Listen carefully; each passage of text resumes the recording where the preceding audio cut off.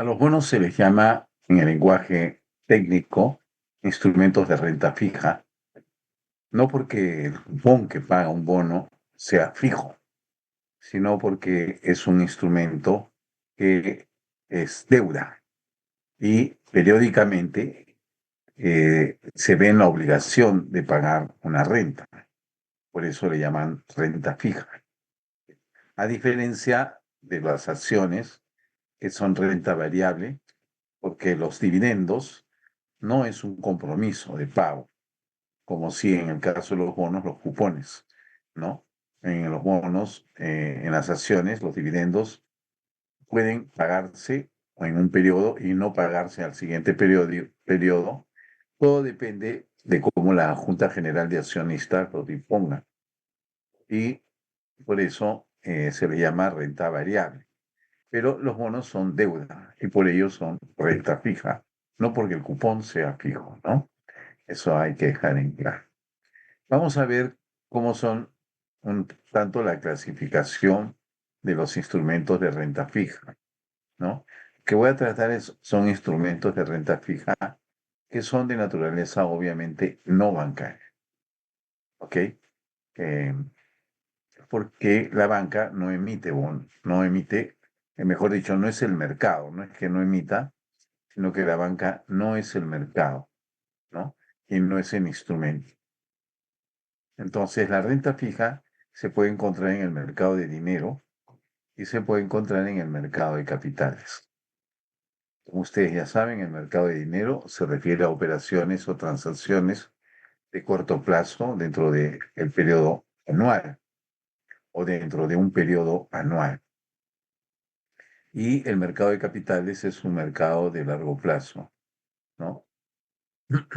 Entonces, bajo esta clasificación podemos tener los siguientes. En el mercado de dinero tenemos tres tipos de instrumentos. Los instrumentos de emisión no masiva, ¿no? Que son las letras y las facturas, ¿no? Las letras y las facturas son instrumentos no masivos porque se dice masivo cuando las emisiones son de tamaño grande. Por ejemplo, 10.000 bonos, ¿no? Nunca una empresa emite 10.000 letras o 10.000 facturas, ¿ok? Para ser negociadas, ¿no? No. Lo que una empresa emite es 12 letras o a lo mucho, pues 24 letras, ¿no? Pero nunca emite 5 años, 12 por 5, 60 periodos de letras emitidas en cantidades, es decir, en emisiones de 1.000 letras o 10.000 o 20.000 o 50.000 letras. Por eso son instrumentos no masivos, porque se emiten en pequeñas unidades, 12 unidades, a lo mucho, como les decía, puede ser, quién sabe, 24, ¿no? Generalmente son 12 letras, una letra por mes, ¿no?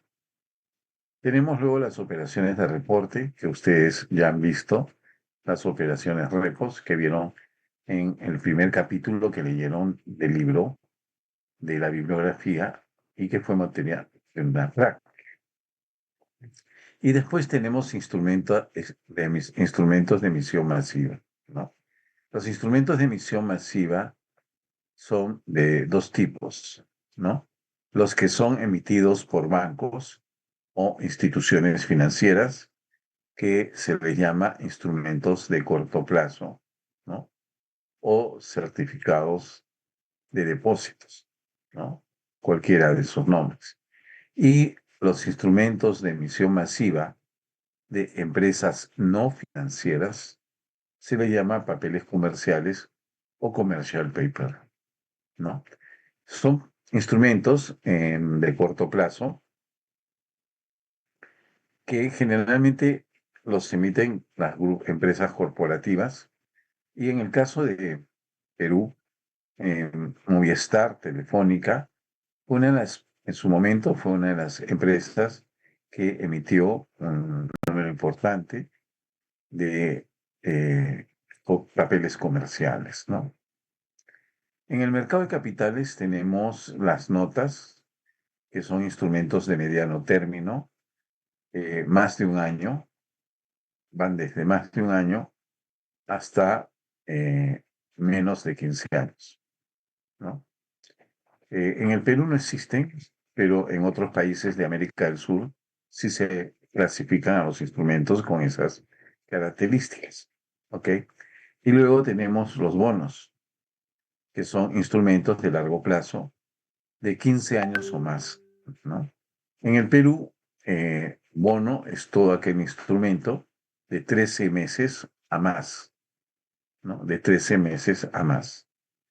En cambio, en países como puede ser Chile, ¿no? Colombia, Brasil, sí existen notas. ¿Ok? Perú no lo ha sacado dentro de su clasificación, ¿no? Pero uno puede estar comprando en el exterior como inversor notas. Bueno, acá ustedes ven una tasa forward de interés, ¿no? Esta es una tasa de derivados. No voy a enfatizar ahora en lo que es una tasa de interés forward, ¿no? Lo vamos a dejar ahí. Vamos a ver lo que es un bono, una definición, ¿no? Es un instrumento financiero mediante el cual una institución emisora, también llamada originadora, ¿no? Es una unidad deficitaria de fondos, fíjense, no digo de dinero, sino de fondos. Cuando hablo de fondo, hablo de financiamiento del largo plazo. Cuando hablo de dinero, hablo de financiamiento de corto plazo, ¿no? Acá una institución emisora u originadora, como también se le puede llamar, ¿no? Es la deficitaria de fondos y contrae, como les decía, una obligación, una deuda, comprometiéndose a pagar a los inversionistas, que son la unidad superavitaria de fondos, una cuota periódica, ¿no? Fíjense, una cuota periódica. Y de ahí viene el nombre de renta fija, ¿no? Es una cuota periódica, no necesariamente es una cuota que tiene un valor único, puede ser variable también, ¿no? Esa es la característica. Bien, esta es una definición que en su momento, cuando se le llamaba CONACEP, ahora se le llama Superintendencia de Mercado de Valores, definieron lo que era un bono, ¿no?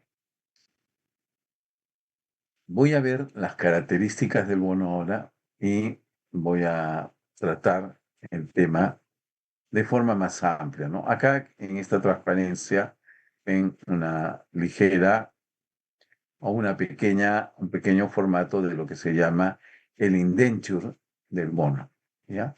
O las características del bono, ¿ya? Voy a mostrarles una plancha, como le llaman en el argot de las finanzas, una plancha de un bono de una institución financiera de Perú.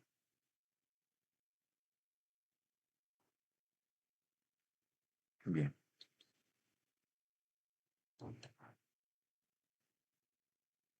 acá lo tenemos.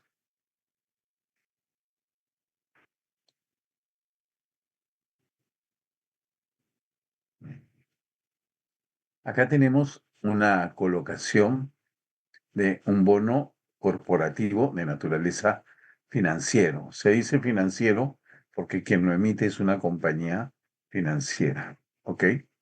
Este es un bono corporativo. Los bonos se emiten por programas, ¿no? Este es un quinto programa de bonos corporativos y es la primera emisión.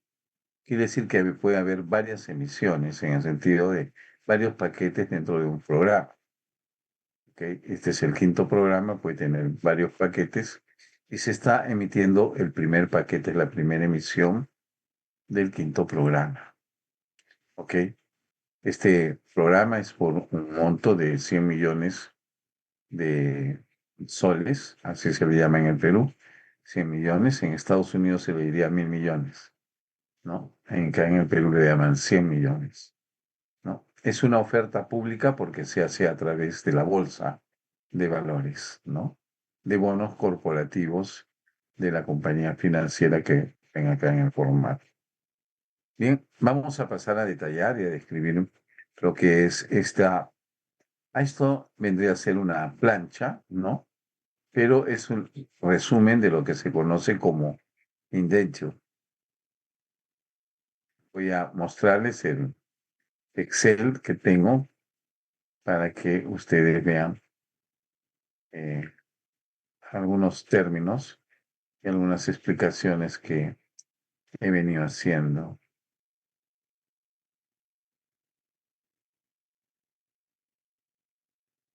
Un momentito, por favor, que voy a tratar de ubicar.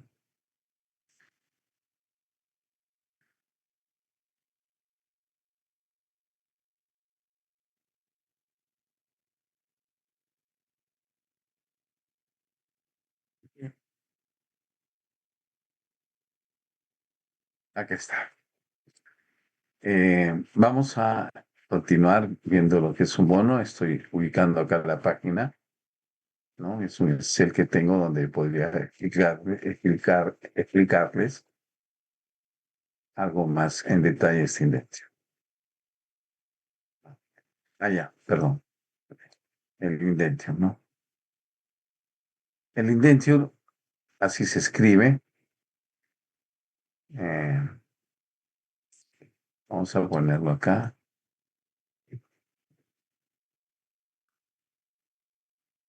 Así es como se escribe a las características del bono, ¿no? El indenture del bono. Las características que tiene un bono. ¿Ok? Bien, vamos a ir viendo las características que tiene o el indenture, el perfil de características de un bono. Todo bono tiene un emisor u originador, ¿no? En este caso es una institución financiera. Este es un bono corporativo financiero, ¿no? Tiene una denominación, quiere decir que la denominación viene dada por el programa al cual corresponde el bono. Este es el quinto programa del bono corporativo de la compañía financiera, ¿no? El monto a subastarse, ¿no? Es la cantidad o la suma que va a entrar a subasta, ¿no? A venta, a oferta, ¿no? Se va a tratar de captar esta cantidad ofreciendo un número de bonos, ¿no? En este sentido, ¿no? Esto es ampliable, este monto sería ampliable si es que la compañía lo ve hasta en su primera emisión del quinto programa, hasta por 200 millones podría ser ampliado. Este es algo importante, la moneda, ¿no? Este es un bono que tiene como moneda el sol, ¿no? Esto hace de que la empresa ya tome una posición monetaria, ¿no? Puede haber un bono en dólar, ¿no? En dólar estadounidense. Entonces, sería una exposición monetaria por parte de esta originadora o esta emisora, ¿no? En dólar, por ejemplo, podrías tener su exposición en dólar, ¿no? Si la moneda fuese dólar, ¿no? Si fuese euro, ya tendría una exposición en euro, ¿no? Es decir, una deuda que está expuesta a euros, ¿no? Y a todos los vaivenes que puede tener el euro, digamos, ¿no? Eso es muy importante. Y hay personas que les gusta comprar ciertas monedas. Entonces va a influir también en los inversores. Después tiene un valor nominal, ¿no?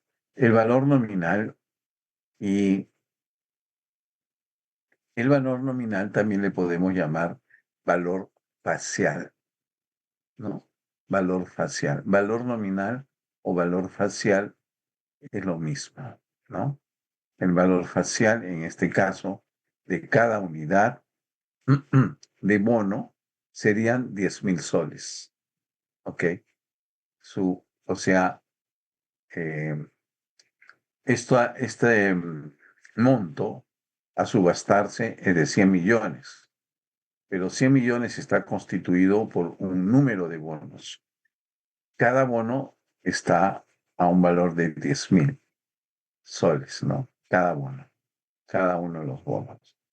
El número de bonos a emitirse sería hasta 10.000, ¿ok? Por eso es masiva, es una colocación masiva, ¿no?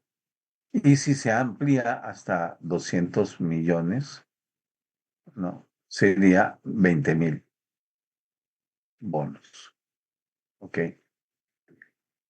Entonces, el valor de cada bono es de 10.000 soles, ¿no?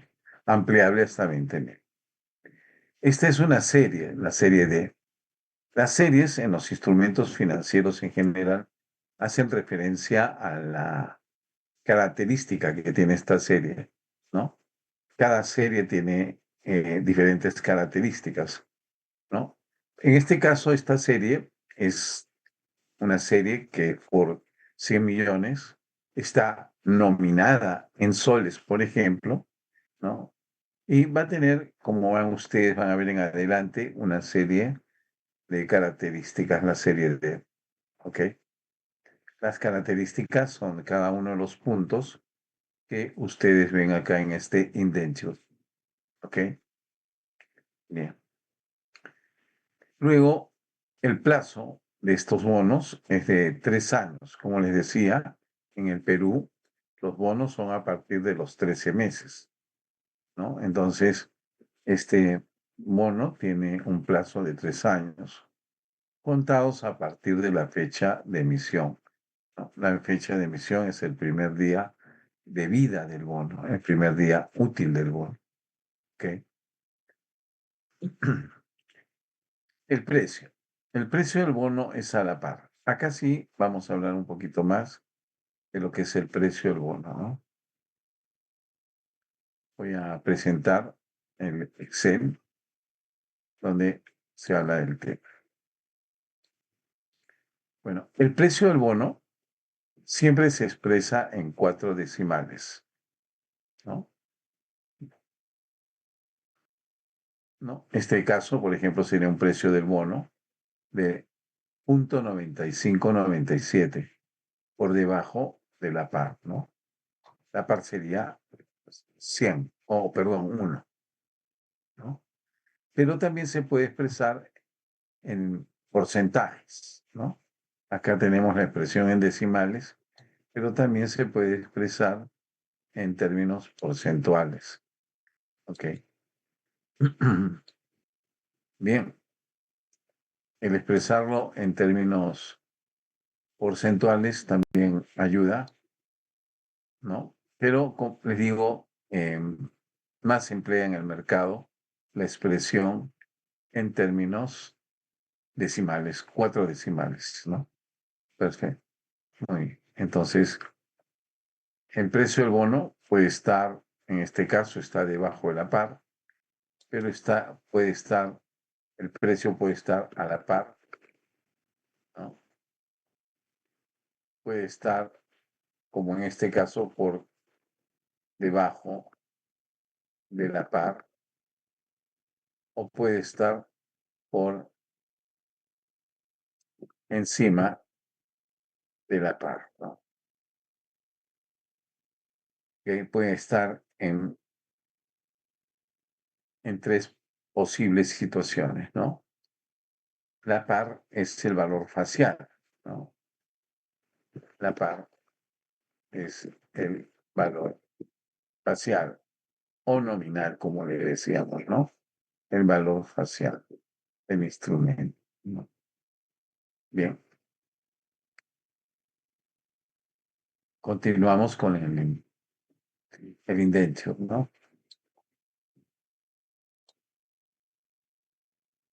Todo bono tiene un precio de colocación, ¿no? En este caso, en el Perú, se colocan a la par, es decir, a valor facial, ¿no? No significa de que el precio de colocación siempre sea a la par en otros países. En Perú lo es. Siempre se coloca a la par en Perú, ¿no? Pero en otros países puede estar por debajo de la par. ¿Alguna pregunta?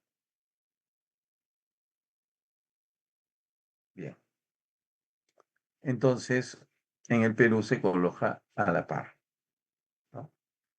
Perfecto. Bien, vamos a hablar de las tasas de interés, ¿ok? Las tasas de interés. Las tasas de interés es lo que se denomina como rendimiento al vencimiento. Ese es un nombre, llamemos así, técnico, ¿no? Rendimiento al vencimiento. ¿Ok? Pero también se le conoce como, en inglés, yield to maturity, YTM, ¿no? También se le conoce con este nombre, yield to maturity, que significa rendimiento al vencimiento, ¿no? Pero acá lo dice en inglés, ¿no?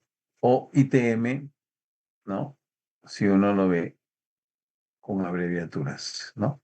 Realmente los bonos no tienen tasa de interés. Los instrumentos monetarios, solo los instrumentos monetarios tienen tasa de interés, ¿ya? Pero los instrumentos no monetarios, es decir, los instrumentos de más de un año, no tienen tasa de interés. eh, Es decir, los instrumentos que no son bancarios no tienen tasa de interés, ¿ok? Como vimos en una clase, ¿no? La tasa de interés asegura un pago, ¿no? Es decir, si uno presta, mejor dicho, si un banco presta a una tasa de 15%, entonces esa tasa ya está establecida por el banco y uno conoce que la deuda se va a pagar siempre 15%, ¿ok? Y va a ser durante todo el periodo de vida del préstamo, que se va a pagar a una tasa de 15% anual, ¿no? Incluso establece el plazo anual, ¿no? En cambio, el rendimiento del vencimiento es un retorno, no es una tasa. Es decir, no se sabe si realmente se va a pagar eso. O sea, nadie se compromete a que se va a pagar esa suma, ese rendimiento, esa tasa de rendimiento al vencimiento, como se dice. Pero digamos, en el argot se le llama tasa de interés, ¿no? Se le llama así, aunque realmente no es una tasa de interés, porque las tasas de interés solamente rigen para instrumentos de naturaleza bancaria, ¿ok? Solo rige para instrumentos de naturaleza bancaria, ¿ok? El otro tema va a ser el tema, creo que, del cupón, ¿no? Vamos a verlo acá. El otro tema es el tema del cupón. El cupón es la cuota que se va a pagar, ¿no? De ahí viene justamente el que sea renta fija, la cuota que se va a pagar, ¿no? Y es un porcentaje del valor facial, ¿no? Es un porcentaje del valor facial. Si el precio del bono es a la par, entonces el rendimiento del vencimiento es la tasa cupón, ¿ok? Aquí en el Perú, como se colocan en subasta a la par, entonces lo que se negocia, en otras palabras, es la tasa cupón. ¿Por qué? Porque cuando el precio del bono es a la par, la tasa cupón es el rendimiento al vencimiento. Ojo, cuando se vende o se negocia, ya sea se vende o se compra a la par un cupón, es decir, a precio a la par, ¿no? Un bono, entonces la tasa cupón viene a ser el rendimiento del vencimiento o retorno del bono, ¿no? La tasa cupón viene a ser el retorno del bono, la tasa de rendimiento del vencimiento, ¿ok? Pero solo cuando se coloca a la par. Si el precio está por debajo de la par, entonces el rendimiento del vencimiento va a ser mayor que la tasa cupón, ¿no? Cuando se coloca a un precio menor, cuando se coloca a un precio mayor el rendimiento del vencimiento, ¿no? Eh, entonces, eh, si el precio es menor que la par, mejor dicho, para aclarar, si el precio es menor que la par, acá lo voy a marcar, si el precio es menor que la par, ok, entonces el rendimiento del vencimiento va a ser mayor a la tasa cupón, ok. El rendimiento del vencimiento sería mayor a la tasa cupón. Lo voy a colorear también para que lo voy a poner en negrita para que ustedes vean. Ok, eso sería lo que pasaría, ¿no? Si el precio es menor que la par. Si el precio es mayor que la par, entonces el rendimiento del vencimiento es menor que la tasa cupón, ¿no? Si el precio es mayor que la par, ¿no? Si el precio es menor, el rendimiento del vencimiento es mayor al cupón. Si el precio es mayor a la par, ¿no? El rendimiento del vencimiento es menor que la tasa cupón. Entonces, esto es las características importantes que debemos de tener en mente cuando hablamos de un bono, ¿no? ¿Ok? Ese sería el tema de la tasa de cupón, que es el valor que lo hace renta fija.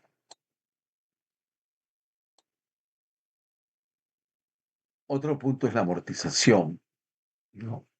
La amortización. No olvidar que las tasas de interés o rendimiento al vencimiento de un bono, ya, es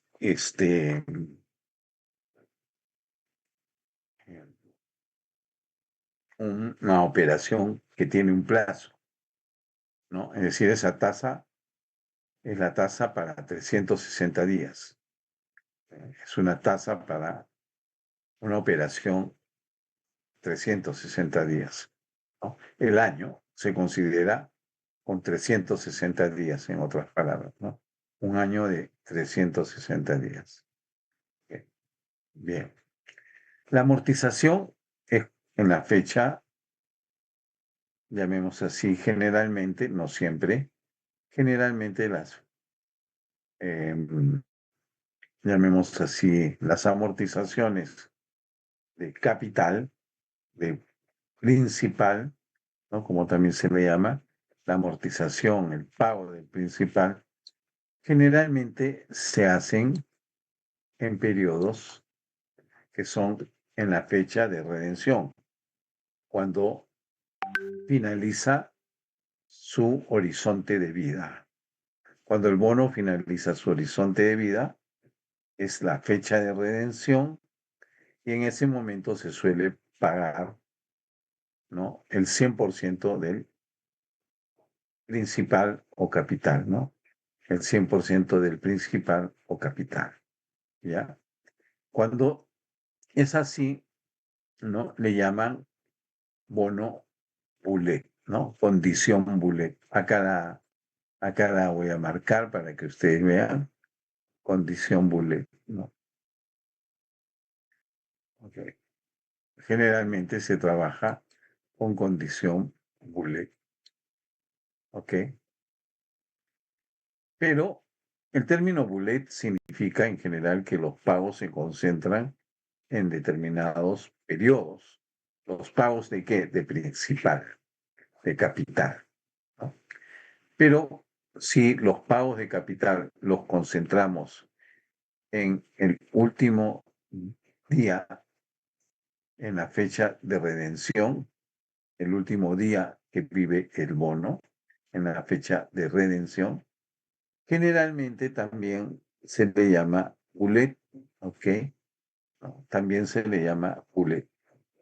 Pero como les digo, el término bullet es más amplio, ¿no? Es cuando se concentran pagos importantes, no necesariamente en la fecha de redención del bono, sino si se colocan en diferentes, se concentran las amortizaciones del principal en determinadas fechas.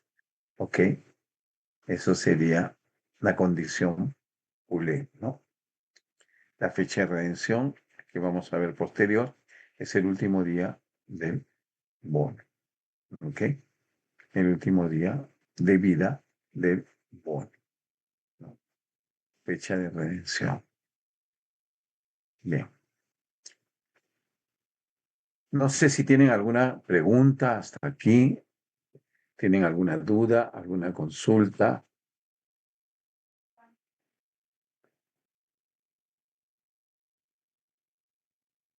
Bien,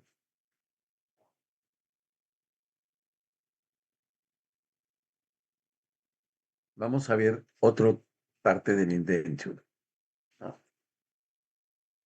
¿Cuáles son las garantías? ¿No? Este bono es de garantía genérica sobre el patrimonio del emisor. Cuando un bono es de garantía genérica, es que realmente eh, en sí no hay algo que lo garantice, digamos, frente a un evento de default. Default es cuando no se puede pagar, ¿no? Pueden haber eventos de default, ¿no? Por ejemplo, se incendia la empresa. Ese es un elemento de default, ¿no? Entonces, si se incendia la empresa, puede ser que el bono ya no pague, ¿ok? Ya no paga cuando hay la garantía es genérica, ¿ok? Así se le llama. Garantía genérica es el patrimonio, en otras palabras, el patrimonio del emisor. Esa es la garantía genérica, ¿no? Entonces, este bono corporativo es de garantía genérica. En sí no tiene un elemento que lo garantice. Lo garantiza de forma, como su nombre lo dice, general, el patrimonio del emisor, ¿no? Es decir, realmente no lo garantiza nadie, ¿ok? Pero hay bonos que son de naturaleza, sí, garantizados de manera efectiva, ¿no? A esos bonos, que los estoy colocando, a esos bonos se les llama bonos estructurados. Los bonos estructurados sí son bonos que garantizan, ¿no? Un pago, ¿no? Entonces, ¿qué es un bono estructurado? Es la pregunta, ¿no? ¿Qué es un bono estructurado? Un bono estructurado es un bono de propósito especial, así se le dice, ¿no? Es un bono de propósito especial. Es decir, se emplea los recursos captados por ese bono para un fin específico, ¿ok? Para un fin específico, ¿no? Por ejemplo, un emisor, ¿no? Quiere captar dinero para cumplir con una exportación a una empresa determinada, ¿no? Una empresa que tiene, eh, digamos, un reconocimiento porque es buen pagador, ¿no? Es grande, es de tamaño grande y es un buen pagador. Entonces, el emisor, la compañía que emite el bono, tiene un contrato, ¿no? De exportación le llamó X. ¿Ok? Entonces tiene un contrato de exportación, pero ¿cómo puede financiar para poder cumplir con el contrato? Entonces el emisor emite un bono estructurado. Este bono tiene propósito especial. Sus recursos se van a emplear para producir lo que se va a exportar en los términos del contrato. ¿Ok? Es decir, el bono va a poder financiar, ¿no? El contrato de exportación, ¿no? Que la compañía tiene con una corporación grande de contraparte, ¿no? Entonces, como ustedes ven, este bono estructurado está garantizado por ese activo, este contrato, ¿no? Pueden haber diferentes tipos de activos, ¿no? Pueden haber maquinarias, equipos, terrenos, edificaciones, ¿no? Dependen. Lo importante es que el bono estructurado permite captar para un fin específico, ¿no? Como por decir una exportación, ¿no? Entonces, a estos bonos de propósito especial se les conoce en el castellano o en nuestro idioma, en el español, como bono titulizado. Ya ustedes lo han leído, ¿no? Es un bono titulizado. Ok. Esa es la característica, ¿no? Es un bono titulizado, se le llama. En inglés le llaman Asset Backed Security, ¿no? Asset Backed Security, ABS, ¿no? ABS, ¿no? Asset Backed Security, ABS. Uno de los tipos de ABS más conocido es el Mortgage Backed Security, ¿no? Las hipotecas titulizadas, ¿ok? El Mortgage Backed Security, una, llamemos así, hipoteca, ¿no? Titulizada. Es decir, eh, la hipoteca viene a ser, en vez del contrato, vendría a ser el activo del emisor, ¿no? En vez del contrato, el Mortgage Backed Security lo reemplaza, ¿ok? Eso es lo que ocurriría, ¿no? Entonces, los Mortgage Backed Security fueron el motivo de la crisis financiera del año 2007-2008, ¿no? Hasta hoy día los compra la Reserva Federal, ¿no?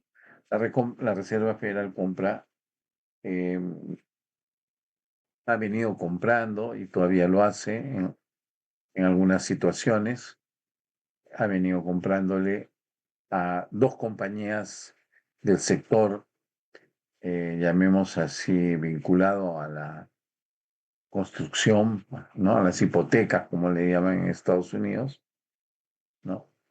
Se han venido vinculando estas compañías. Se llaman Freddie Mac y Fannie Mae. Tienen esos nombres, estas compañías. Son privadas, hace mucho tiempo fueron estatales, pero se privatizaron. Entonces, estos bonos titulizados que tienen un propósito especial, ¿no? lo facilitan o lo ayudan en su labor de colocación las entidades de propósito especial. ¿Ok? Las entidades de propósito especial son las que facilitan la colocación de estos bonos estructurados, que les llamamos también bonos titulizados, o Asset Bucket Security en inglés. ¿Ok? Entonces, esos son, llamemos así, los bonos estructurados, ¿no? Bonos de propósito especial. ¿Ok? Y hay entidades, como les decía, que facilitan la colocación, ¿no? Generalmente los bancos eh, están vinculados a una compañía de propósito especial, ¿no? Por ejemplo, el grupo Interbank tiene a una compañía que se llama Intertítulos, ¿no? Intertítulos es una compañía de propósito especial, ¿no? Porque ella hace titulizaciones, ¿ok? Ella hace titulizaciones. Entonces, una compañía o una entidad de propósito especial, ¿no? Y así hay entidades de propósito especial vinculadas a bancos, pero también de tipo privado, ¿no? Ojo que los bancos no son entidades de propósito especial. Bien claro, los bancos no son entidades de propósito especial. ¿Ok? Pueden trabajar, sí, con entidades de propósito especial, ¿no? Suministrándole el activo para poder estructurar un bono y emitirlo, que los inversores lo compren. ¿Ok? Eso sería un bono que tiene un respaldo. Por eso le llaman mortgage backed security, ¿no? En el caso de las hipotecas. Y en el caso genérico, asset backed security.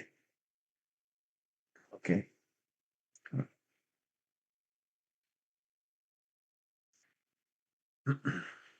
El otro punto.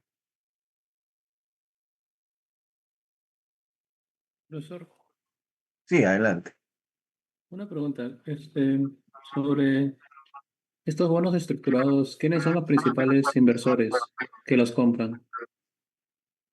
Bueno, ahí es variado, ¿no? Es variado. En el mundo de los bonos hay, llamemos así, diferentes tipos de inversionistas, ¿no? Que tienen predilección por diferentes tipos de bonos, ¿ok?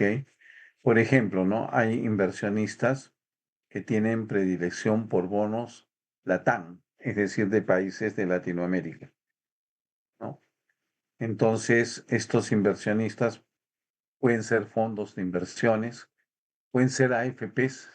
Las AFPs compran mucho acá en Perú este tipo de bonos, ¿no? Si uno ve los balances de las AFP, compran este tipo de bonos. ¿Por qué? Porque estos bonos están, como decía, garantizados con un patrimonio específico, ¿no? Que le llaman patrimonio de propósito especial, ¿no? Realmente, ¿no? Este, ese es su nombre. Y son patrimonios que les llaman patrimonios fideicometidos de propósito especial. Significa que nadie los puede afectar a esos patrimonios. En general, a los patrimonios de empresas titulizadoras nadie los puede afectar, ¿no? Pero como decía, dentro de tu pregunta, hay inversores que están identificados con ciertos tipos de productos, ¿no? Este producto, llamemos así, podríamos decir que es un producto bastante em, aceptable por su perfil a las AFP, ¿no? Por las garantías que tiene específicas. Bien. Y, Sí, adelante. y estos bonos que menciona son muy líquidos como para, o sea, se venden fácil Ah, en esa el es una mercado buena secundario. pregunta. Son dos buenas preguntas. Sí, este, ¿me puedes decir tu nombre? Arturo Valdarro. Arturo Baldarro. Ya. Te voy a poner tu punto en el examen, ¿ya? Un punto te voy a poner. Me has hecho dos buenas preguntas. ¿Quiénes los comprarían? Y la otra, ¿cuáles es? Si son líquidos, ¿no? Sí, perdón. Bien. Bueno, en el Perú, en general, les digo, los bonos no son líquidos. En general. Em, Hay dos bonos que sí tienen un grado de liquidez bastante buena, que son los bonos del Tesoro de los Estados Unidos, ¿ya? Cualquiera de ellos, más el de 2 años y el de 10 años, y también los treasuries, pero los treasuries no son bonos, son T-bill, son letras, pero em, este, em, llamemos así, son bastante líquidos, son bien apetecibles por los inversionistas. Por ejemplo, los japoneses compran mucho bono americano o han venido comprando mucho bono del tesoro, ¿no? Otros han sido los chinos, pero particularmente el Banco Central de China, ¿no? Ese es el banco le llaman el Banco del Pueblo de China, el Banco del Pueblo de China, creo que le llaman al Banco Central de China, ¿no? El Banco Central de China, ha sido otro comprador importante de bonos o de instrumentos del Tesoro de los Estados Unidos. Lo ha dejado de ser por cuestiones geopolíticas, ¿no? Pero un tiempo fue el más grande comprador de bonos de los Estados Unidos. Otro bono muy líquido, que es una nota, no es un bono, es una nota, es el BAN de 10 años, así se le llama, BAN. Se escribe B-U-N-D, B-U-N-D, BAN, le dicen. El BAN es alemán, es un instrumento del Tesoro de Alemania, ¿no? De la República Alemana, ¿no? Ese es el segundo. Los demás bonos no son muy líquidos y ese es un problema, digamos, de los bonos, ¿no? Y cotizar bonos, mejor dicho, valuar bonos es un problema por eso. En general, acá en Lima, la- los bonos acá en Lima del Estado peruano han tenido que contratar a empresas para que los coloquen y los muevan, ¿no? Estas empresas que los tienden a mover son market maker especializados. Creo que acá en el Perú hay dos compañías que le dan cierto movimiento, pero aún así tienen poca liquidez los bonos peruanos, ¿no? Y bonos privados tienen menos liquidez todavía, ¿no? Mm, Bien. Ahora, este, mm, vamos a ver un poco. Profesor, Sí, disculpe, adelante. ¿me puedo Sí, hacer una adelante. pregunta? Por Sí, supuesto.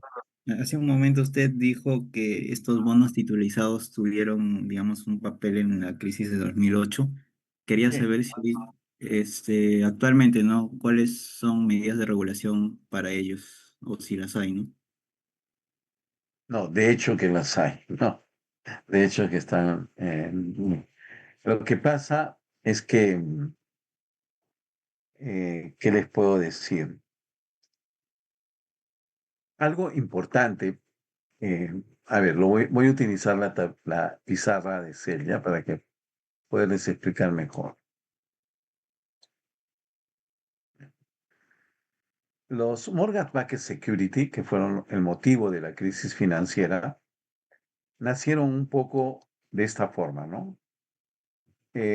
Habían compañías em, eh, constructoras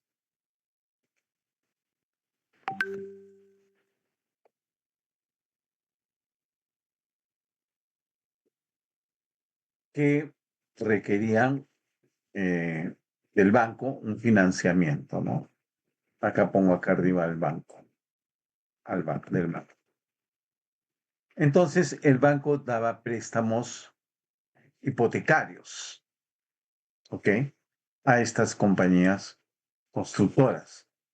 Dieron préstamos hipotecarios.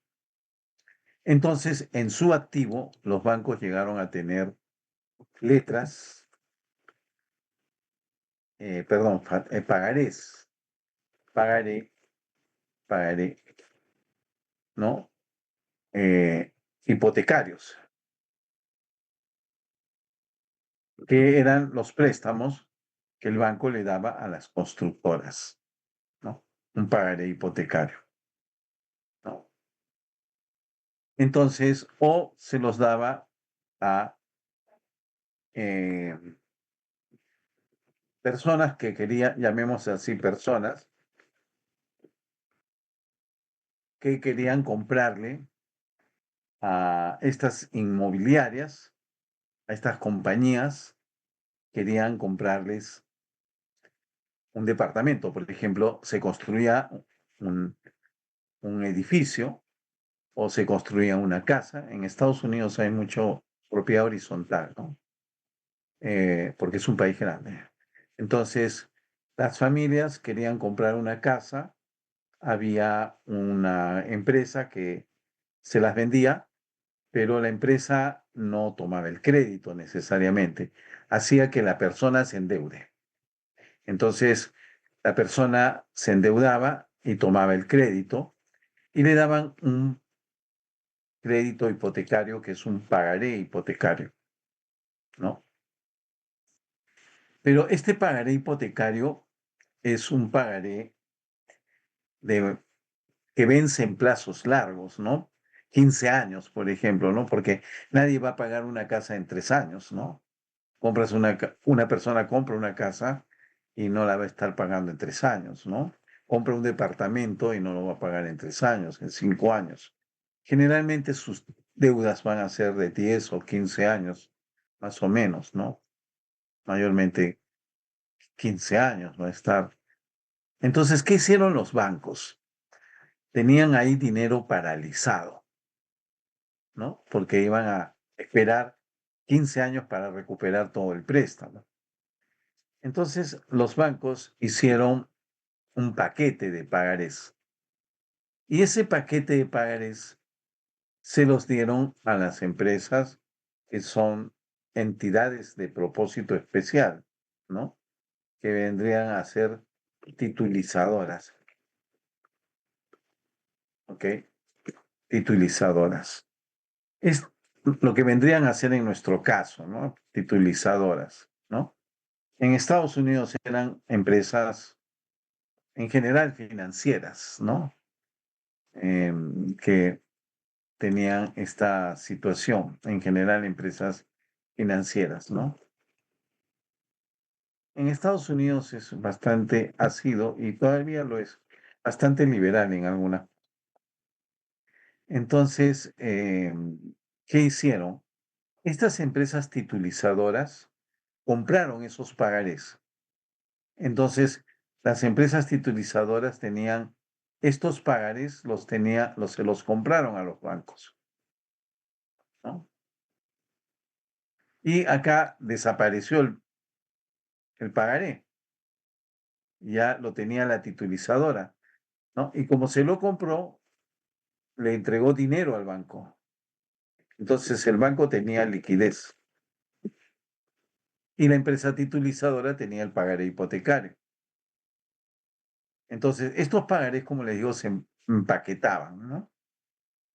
Entonces, lo que hicieron las empresas titulizadoras fue para comprar estos pagarés, no lo hicieron con su plata, con su dinero, sino que emitieron bonos, ¿no? Bonos estructurados o bonos titulizados, como diríamos acá en el Perú. En términos más generales, como he dicho acá, mortgage-backed security.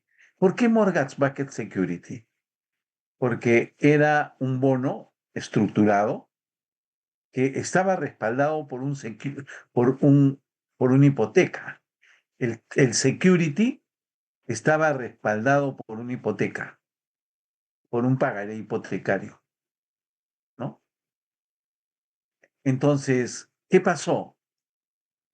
Que estos pagarés se entregaron de manera muy laxa por parte de los bancos, no las titulizadoras, sino los bancos, porque inicialmente el pagaré estaba con los bancos.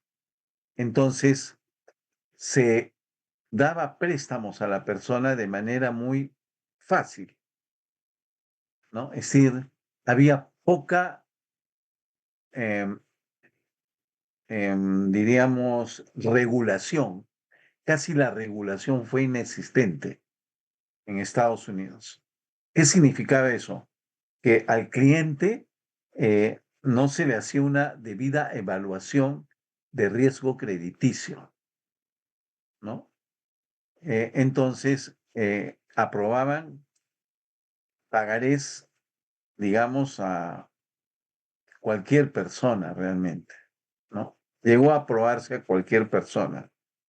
Esto a mí, yo asistí a una conferencia donde estaba una funcionaria del Banco de la Reserva Federal de Atlanta. Y ella decía en la conferencia que realmente mm, los, los préstamos, los bancos los daban con mucha facilidad a las personas, sobre todo, más que a las compañías constructoras. Y no había una regulación al respecto de cómo normar el, el riesgo crediticio, ¿no? Entonces, fueron aprobándose préstamos que le llamaron préstamo subprime. Voy a escribirlo, ¿no? Subprime.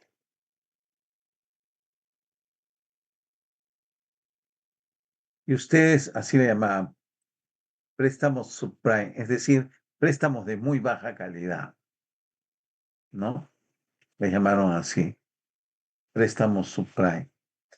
Y le llamaron incluso la crisis de los préstamos subprime, a la crisis de los mortgage-backed security. Entonces, lo que sucedió es que la regulación tuvo que empezar a trabajar sobre, llamemos algunos, implementaciones de algunos estándares. Hay un estándar muy importante que son los acuerdos de Basilea, ¿no? Los acuerdos de Basilea son acuerdos que establecen, por ejemplo, algunos conceptos importantes, como es el concepto de patrimonio efectivo, ¿no? Un banco debe tener un patrimonio efectivo, no el patrimonio que ustedes ven contable, ¿no? Que sale del balance. No, sino que agarran el patrimonio contable y lo castigan. Lo castigan contra, por ejemplo, instrumentos de crédito contingente. ¿Qué son instrumentos de crédito contingente? O son instrumentos de crédito, por ejemplo, cuando una compañía, un banco da una carta fianza a una compañía para que ella gane una buena pro, ¿no? Entonces, si la compañía falla, el banco paga esa fianza. ¿Ok? Entonces, ese tipo de crédito contingente, ese tipo de crédito que le llaman crédito indirecto también, ¿no? Porque no significa desembolso, sino que sirve para garantizar, lo tienes que sacar del patrimonio. O sea, reduce el patrimonio contable, le quitas ese tipo de crédito. Entonces, cuando le quitas ese tipo de crédito, el patrimonio se te aplana más, ¿no? Se te baja. Entonces, en Basilea te dicen que tú debes de tener tu préstamo, debe ser, por favor, cierren su micrófono, ¿ya? Tu préstamo o el préstamo del banco debe ser debe tener una relación con ese patrimonio efectivo, ¿no? Entonces, patrimonio efectivo entre préstamo no debe sobrepasar esa relación, no debe sobrepasar un número. Es más o menos el número es 12, por decir pues, ¿no? Hace un tiempo era 12. Entonces, a esa relación se le llama relación de apalancamiento, ¿no? El patrimonio efectivo entre el valor del préstamo se le llama apalancamiento. Entonces, el banco tiene una cantidad de préstamos que lo debe comparar con ese patrimonio efectivo y no debe de pasar esa razón un valor. Esos son los acuerdos de Basilea, por ejemplo, ¿no?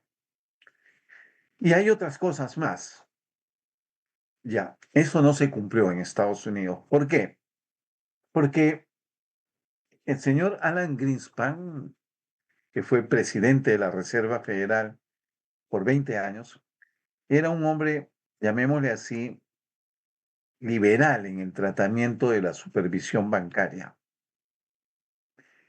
En Estados Unidos incluso no hay un ente así como tenemos acá de supervisión bancaria, que es la SBS. No, en Estados Unidos no se tiene algo así. En Estados Unidos el que hace supervisión bancaria es el mismo Banco Central, la Fed. Y la Fed era la que prácticamente el señor Greenspan desmanteló el sistema de supervisión bancaria en Estados Unidos, ¿no? Eso contaba la funcionaria esta de Atlanta, ¿no? Entonces se generó mucha deuda subprime, ¿no? Mucho pagar hipotecario malo. Entonces, cuando no se pudieron pagar las hipotecas, ¿ok? Entonces se cayeron los bonos. Y las personas que habían comprado esos bonos prácticamente se empobrecieron, ¿no? Y ahí vino la crisis, ¿no? Y ahí vino, ¿no?, la crisis. Pero este es el marco, como les digo, de regulación. La regulación es importante, las regulaciones sobre todo de los acuerdos de Basilea. Hay el Basilea III, que es el último que está rigiendo al sector bancario, ¿no? A nivel mundial. Y les hacen pruebas de estrés, ¿no? Hay pruebas especiales, hay indicadores también de este tipo de problemas, digamos, ¿no? Hay indicadores sobre riesgo sistémico, es decir, riesgo bancario, ¿no? Les hacen pruebas de estrés, es decir, son pruebas bastante, llamemos así, estrictas sobre que ponen en condiciones de examinar la liquidez del banco si es que todos los activos del banco estuvieran, llamemos, en situación de casi quiebra, ¿no? A eso le llaman estrés, casi quiebra, ¿no? Ellos le llaman estrés a esa situación, ¿no? Como estar estresado, sí, ¿no? Esas cosas sucedieron, ¿no? Faltó de regulación. Ahora, el sistema de regulación, todo eso es una ciencia, por decir, ¿no? Es una ciencia, es algo bien especializado, ¿no? La SBS de Perú es muy buena en eso, les digo, ¿no? Lo que pasa es que la SBS de Perú se juntó con la entidad supervisora de Alemania, Los alemanes son muy conservadores en términos bancarios, ¿no? Bastante conservadores. Bien, continuamos entonces con el tema. Si no nos pasamos a hablar de la crisis. Ajá. Bueno,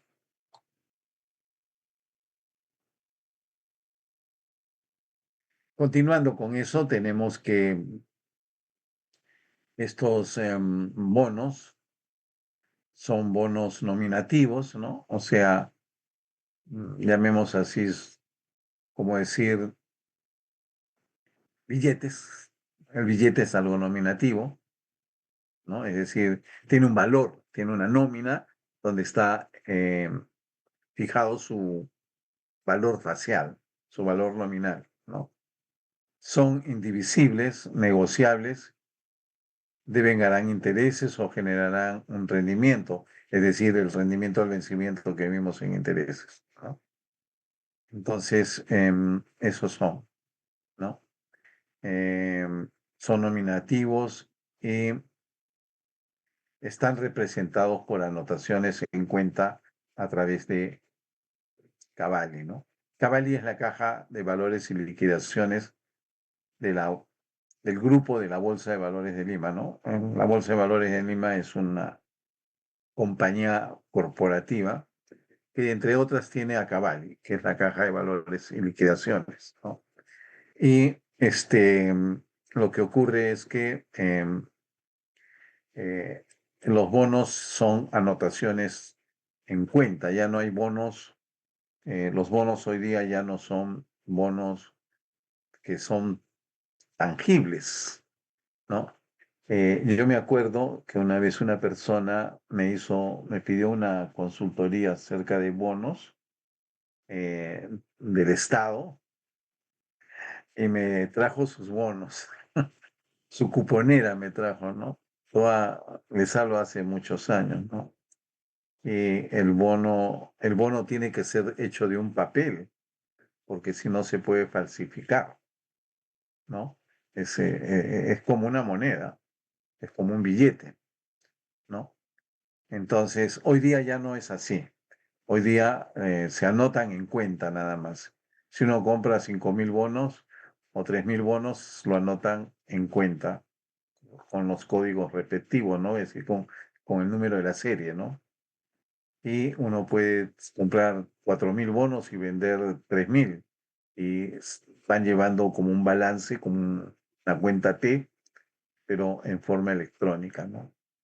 Esos son anotaciones en cuenta. Después deben de tener una calificación de riesgo, ¿no? Por dos compañías, ¿no? Esta calificación de riesgo no es solamente cuando se emite el bono, cuando se origina, sino cuando mensualmente deben de tener calificación, ¿no? Si negocian en bolsa, como es este el caso, deben de tener todos los meses calificación y la empresa emisora paga la calificación, ¿no? El originador paga la calificación, ¿no? Después existe donde se negocia, ¿no?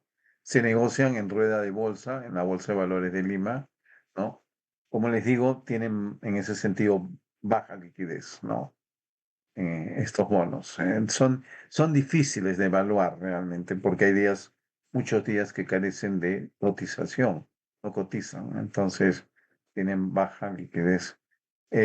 Hay entidades estructuradoras y y agentes colocadores, ¿no? ¿Qué es una entidad estructuradora, no? Una entidad estructuradora es una entidad que lo que hace es diseñar, llamemos así, un flujo de caja, por dar una idea, que permita validar que el bono es pagable, no va a entrar en default, no va a entrar en situación de no pago, en riesgo de no pago, ¿no? Entonces, la entidad estructuradora diseña, como decirles, un flujo de ingresos y de egresos en torno al bono, de manera que garantice que el bono va a pagar, ¿no? Va a poder afrontar el pago, ¿no? el bono. La entidad emisora va a poder afrontar el pago del bono, ¿no? Eso es lo que hace una entidad estructuradora. Diseña un flujo de caja o un sistema de reportes que permiten ver que se puede pagar el bono, ¿no? El agente colocador es el agente vendedor, ¿no? El agente vendedor es el agente colocador. Es un vendedor porque, imagínense, en este caso hay 10.000 bonos, ¿no? Entonces, ¿cómo coloco los 10.000 bonos? Pero hay casos en que esto es ampliable hasta 20.000 bonos. Entonces, necesitas alguien que tenga clientes, inversores, ¿no? Que puedan colocar los 10.000 bonos, ¿no? Los 20.000 bonos, el número de bonos que exista, ¿no? Entonces, las sociedades agentes de bolsa de los grupos financieros son los que dan ese carácter de vendedor, ¿no? De bonos. Pero cuando llamemos las colocaciones son grandes, ¿no? Es decir, no de 100 millones de soles, sino por decirles de 1.000 millones de dólares, ¿no? Entonces necesitas bancos de inversión, ¿no? Ya necesitas, eh, digamos, entes de mayor nivel, ¿no? Por ejemplo, acá en el Perú, los bonos del Estado, y justamente con el tema de quiénes son los clientes, acá JP Morgan Chase, ¿no? JP Morgan Chase es eh, es un banco, ¿no? Es un banco, llamemos así, universal, es un banco global. JP Morgan Chase, ¿no? Creo que acá lo puse. Mm, Por acá lo escribí. Bueno, JP Morgan Chase es un ente que se ha especializado en bonos latinoamericanos, en bonos LATAM, como les digo, ¿no? De unas 22 colocaciones que puede haber, JP Morgan administrará 19 colocaciones de bonos de gobiernos, bonos, acá está el nombre, ¿no? JP Morgan Chase. Es el JP Morgan que todos conocen, ¿no? Que todos mencionan, ¿no? Le dicen JP Morgan. A mí me da gracia que le digan JP Morgan. El JP Morgan es un especializado, por ejemplo, en bonos LATAM, pero de gobierno, ¿no? De gobierno central, ¿no? Entonces, los bancos de inversión, en el caso de JP Morgan, pueden ayudar a hacer colocaciones mayores, ¿no? Es más adecuado que una compañía como una titulizadora. La titulizadora también puede ayudar, ¿no? Pero bancos de inversión pueden hacer una cosa mucho más grande. El otro tema que tenemos con los bonos es, dentro del indenture, hay algo que no les he explicado acá. Ya, el mecanismo de colocación, ¿no? No, el representante de los obligacionistas. Los obligacionistas son los bonistas. Son los bonistas. Esos son los obligacionistas, ¿no? Los bondholders, como les dicen en inglés, ¿no? Estos bonistas son representados, ¿no? En este caso, son representados por Scotia, ¿no? Por este banco local también, en el sentido que trabaja en el Perú, ¿no?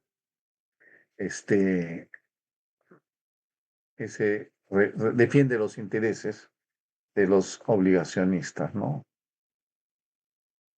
El mecanismo de colocación que se tiene es una subasta de tipo holandesa, ¿no? Un poco para que vean cómo funciona la subasta holandesa, ¿no? Vamos a verlo.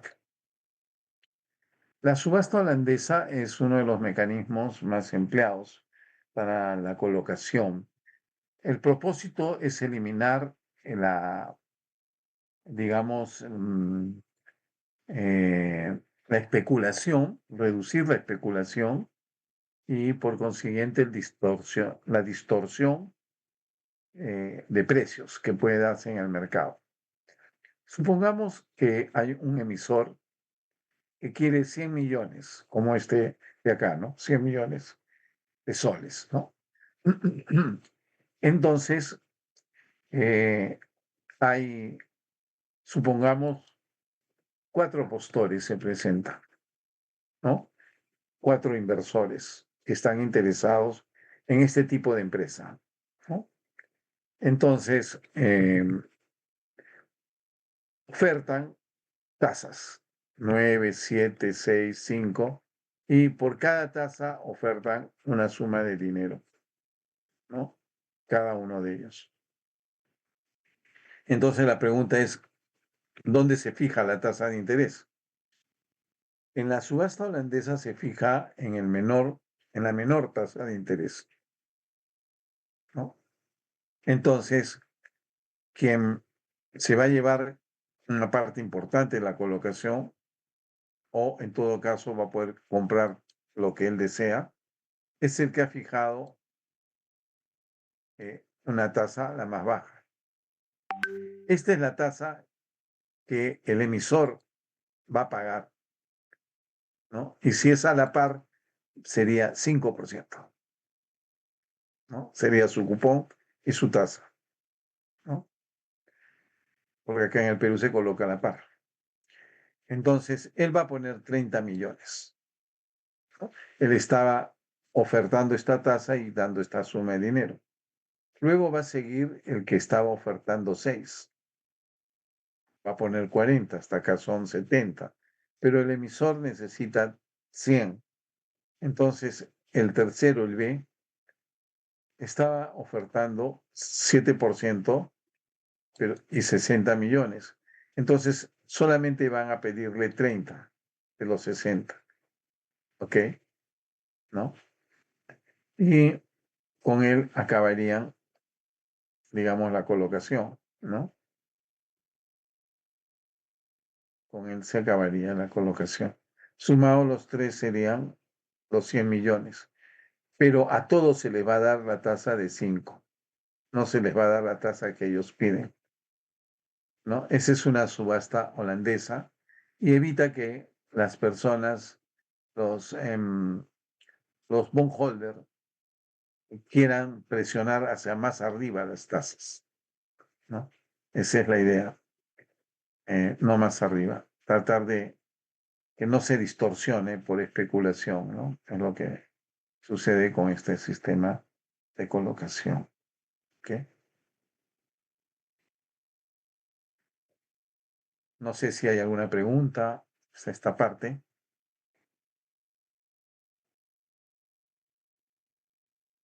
Bien.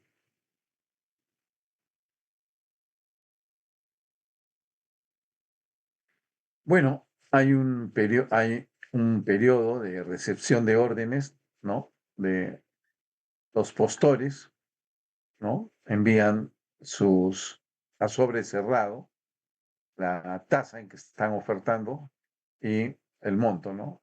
En este caso, por ejemplo, las órdenes se recepcionaban el día 24 entre las 9 horas y las 13 horas, ¿no? Es decir, las 9 de la mañana y 1 de la tarde. Y ese mismo día, el día 24, el mismo día que se recibían las órdenes, después de las 13 horas, se iba a hacer la colocación, es decir, lo que ustedes han visto que he mostrado cómo se estaría repartiendo las cantidades, los puntos, ¿no? Esa es la colocación. Y la emisión sería al día siguiente de recepcionar las órdenes y haber hecho la colocación. El 25 sería el primer día de vida útil de este bono, ¿no? 25 de enero, ¿no? El primer día útil del bono. De ahí cuentan los 360 días, ¿ok? Que serían anuales, y la fecha de redención, el último día de vida del bono, ¿no? Sería en 25 de enero del 2020, ¿no? 3 años, ¿no? Que es el horizonte de vida del bono, es el maturity, ¿no? El plazo de madurez del bono. No es el duration, ¿no? En la próxima clase voy a ver con ustedes sí, ya un poco más lo que vendría a ser la economía financiera del bono, ¿no? Eh, el plazo de liquidación sería al día siguiente del 24, ¿no? Es decir, hasta las 17 horas del día hábil siguiente de la subasta, ¿no? Profesor, Sí, una sí, pregunta sobre las subastas holandesas. sí. Me interesa saber cuáles son los factores que influyen en el rendimiento que los postores ofrecen en una de esas subastas.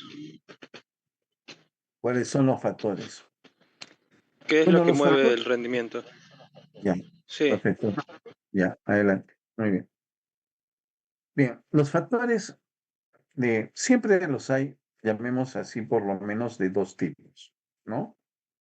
Hay los factores que están vinculados a, llamemos así, a riesgos de naturaleza sistemáticos, ¿no? Si es que los podemos clasificar, este, siguiendo lo que hemos visto en teoría, ¿no? Es decir, por ejemplo, está sujeto a la política monetaria, ¿no? ¿Por qué? Porque la política monetaria, el manejo de las tasas del Banco Central, de las tasas de interés del Banco Central, introducen lo que vendría a ser un concepto de posibilidad de, llamemos así, de prima de riesgo. ¿Ok?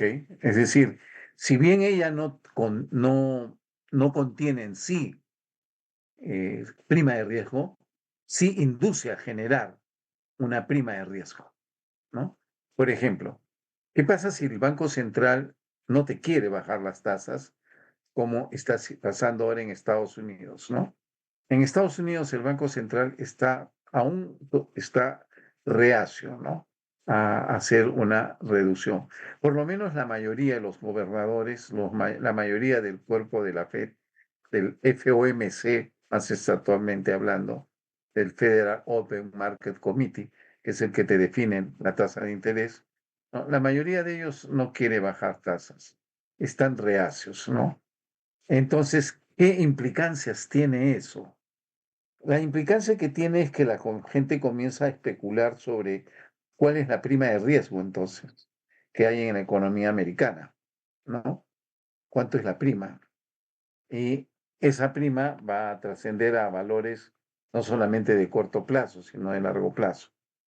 Entonces, ese es el mecanismo principal por el cual se manejan las expectativas sobre el instrumento, ¿no? Que se tiene. Entonces, la política monetaria es, diríamos, el principal instrumento que tiene el Banco Central para ir generando o creando expectativas que afectan el rendimiento de otros títulos. Ese es el principal, ¿no? Hay algunos artículos muy buenos elaborados por el Banco de Liquidaciones Internacionales, ¿ya? Es un banco europeo o un banco que queda en Europa que hace estudios sobre el efecto de las tasas de interés y el efecto de las tasas de interés en otros activos, ¿no? Ese sería una parte importante del ajuste. Obviamente que las tasas de interés van a estar vinculadas a cómo va desempeñándose algunos elementos, ¿no? Como son, por ejemplo, el comportamiento de la economía, el PBI, el empleo, ¿no? Pero también hay problemas de desequilibrio, ¿no? De desequilibrios globales, por ejemplo, ¿no? Un tema de desequilibrio global importante es la deuda. Todos estos elementos, pero principalmente reflejados en la tasa de interés, hacen que los bonos norteamericanos, los bonos del Treasury, su curva de referencia tome una una forma especial, ¿no? La curva de referencia la vamos a ver en la próxima clase, pero tome una forma especial, ¿no? Y esa forma especial que puede tomar, es decir, que sea más empinada, más aplanada, que sea ondulante, ¿no? Esas formas que puede tomar la curva de rendimiento de los bonos o de los instrumentos del tesoro va a modelar mucho las expectativas y por consiguiente el valor de las tasas de interés, ¿no? Porque sobre esa curva es que se van a empezar a fijar las tasas de interés propiamente de los instrumentos, por lo menos van a ser la base, ¿no? El otro sería un elemento ya más, diríamos, idiosincrásico, ¿no? Va a depender de la compañía, el sector, ¿no? Donde está esa empresa, ¿no? Ese va a ser el segundo componente para poder modelizar cómo va a ser la tasa, ¿no? Pero tiene que haber punto uno como primer elemento base, es cómo va a estar la curva de referencia de los bonos del tesoro, la cual se va a poder armar en base a cómo se está trabajando la política monetaria. Ese es realmente el tema central. Por eso ustedes verán que el Banco Central es un elemento importante en este caso, ¿no? Exactamente. Bien. Listo, gracias, profesor. Muy bien, adelante. Muy bien, entonces nos estamos viendo el día miércoles mediante este mismo, miércoles, ¿no? Mediante este mismo canal a la hora en que está en el horario. Jesucristo los bendiga. Sí, de 8 días. Jesucristo los bendiga. Nos estamos viendo. Chao. Listo. Hasta luego, profesor, gracias. Luego, No, profesor. Recording